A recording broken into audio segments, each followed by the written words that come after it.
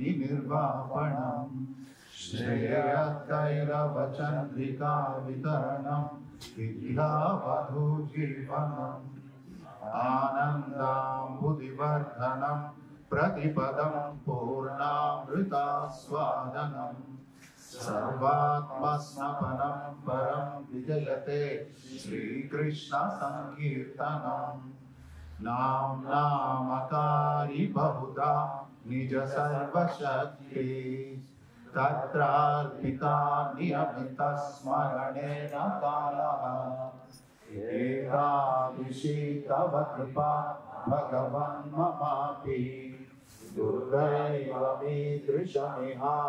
जनिनानुरागः तृणादपि सुनीचेन तरोरपि सहिष्णुना अमानिना मानतेन कीर्तनीय सदा हरिः न धनं न जनं न सुन्दरी कवितां वा जगदीश कामये मम जन्मनि जन्मनीश्वरे भवतात् भक्तिरहैतुकी त्वयि आई नन्दतनुज किङ्करं पतितं मां विषमे भवाम्बुधौ कृपया तव पादपङ्कज स्थितधूलिसदृशं विचिन्तया नयनं गलदश्रुधारया वदनं गद्गदृद्धया गिरा पुलकैर्विचितं वपुः